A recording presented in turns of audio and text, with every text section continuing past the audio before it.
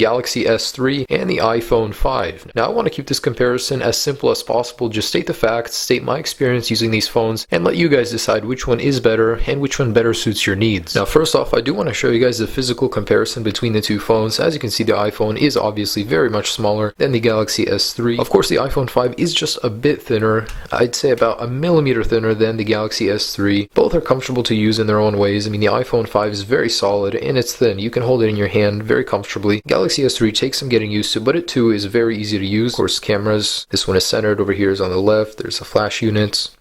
On the bottom, here's a dock connector, and the 3.5mm headphone jack on the Galaxy S3 is on the top, while it was now moved on the iPhone to the bottom. Of course, on the left side here are the volume buttons, and there's a rocker, which basically turns off all sound on your phone, and over here is the SIM card tray, while the power button on the Galaxy S3 is on the left. Besides the headphone jack, there's nothing else on top. Now, of course, the first thing you will notice picking up these phones is that the display on the Galaxy S3 is just monstrous. It's huge, 4.8 inches diagonally, whereas the iPhone 5 is 4 inches diagonally, and it just towers over the iPhone 5. The resolution is 720p, which is a full HD screen. While the iPhone 5 isn't quite there, the resolution is just a bit lower. You will notice that things are sharp, and that's because the pixels are slightly more concentrated on a smaller display, meaning things will look just a bit sharper. You guys will notice that the iPhone 5 has better color saturation than the Galaxy S3, and that's because Apple has improved the Retina display. It now features even better color saturation and supports more colors, and the LCD and digitizer are now one, so there's less glass separating you from that beautiful display. On the Galaxy S3, it does have a Super AMOLED display, which means you get amazing dark colors, so blacks will really look black, and the darker the image, the better it looks. Now, if you guys are looking for build quality, the iPhone wins hands down. It's not an opinion, it's a fact. It's made of aluminum, it's made of glass. There is no plastic on this phone whatsoever. The Galaxy S3, however, is made entirely by plastic, and surprisingly, it even weighs heavier than the iPhone, which is aluminum and glass. It's 133 grams, while the iPhone 5 is 112, and it's just so light compared to the old iPhone. Compared to the S3, you can't even tell a noticeable difference. Now, using the Galaxy S3 one-handedly is slightly difficult. I mean, texting itself is kind of hard with just one hand. You do need to use two to do it comfortably. The iPhone 5 is advertised as one of the most comfortable phones you can use, as the display remains the same. It hasn't grown horizontally, it grew vertically, meaning you still get the same amount of room to type in, and of course the display is a lot thinner than the Galaxy S3, as you can see, so it would be more comfortable to use. Now, when it comes to hardware specs, the Galaxy S3 looks the best on paper. The iPhone 5 features a 1GHz dual-core processor, the A6, which is twice as fast as the old iPhone 4S, and you can tell there is a very big difference. I mean, it's very fast. Now, the Galaxy S3 has a 1.4GHz quad-core processor, meaning in terms of raw power, the Galaxy S3 beats the iPhone. It even features 2GB of RAM, while the iPhone 5 only has one. Using the phones normally though, under no heavy load, you'd be hard pressed to find a difference. They're very similar when it comes to speed. I mean, they both work perfectly. I can't find any problems with either of them, and I'm actually going to launch a few apps to just show you guys how these phones stack up to each other in terms of speed. With all apps removed from the multitasking bar, let's go ahead and launch the internet browser. And the iPhone 1 actually opened faster. Let's try that again in camera.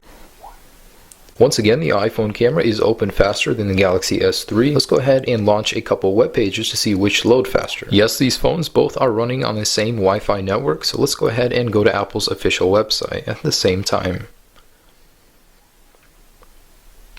And wow, the iPhone 5 beat the Galaxy S3 by a few seconds. That is fast. Let's go ahead and load another page. And this time let's try Samsung's official website, both at the same time.